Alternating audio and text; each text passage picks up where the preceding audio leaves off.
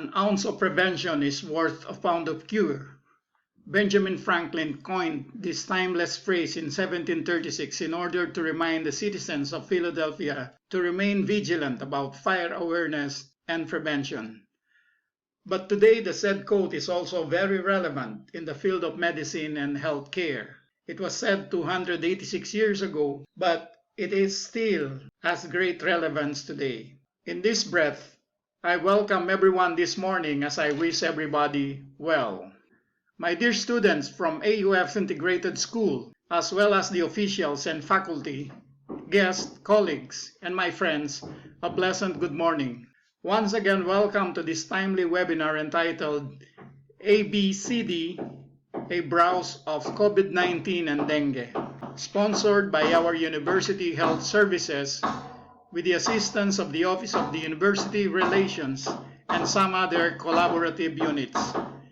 We also welcome our beloved guest speaker who will be introduced later. Nearly two-thirds of 10-year-olds are estimated to be unable to read and understand a simple text. Without urgent action, this global learning crisis will become a generational catastrophe. Educational systems were already failing our children even before the pandemic. And COVID-19 has exacerbated this learning crisis, and children in almost every country have fallen behind in their learning. This is quoting from the UNICEF website. Each day, millions of children do not go to school due to emergencies and health crises.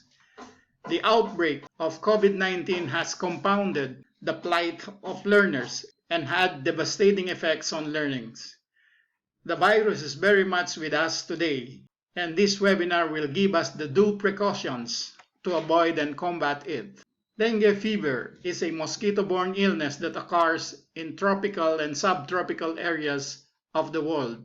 Mild dengue fever causes a high fever and flu-like symptoms. The severe form of dengue fever, also called dengue hemorrhagic fever, can cause serious bleeding and sudden drop in blood pressure, and even death. Millions of cases of dengue infection occurs worldwide each year. So researchers are working on dengue fever vaccines. This webinar will teach us the best way to prevent infection and ways to avoid being bitten by mosquitoes and take steps to reduce mosquito population.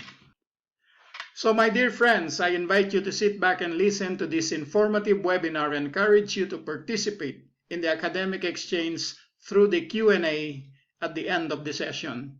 So once again, welcome and good morning.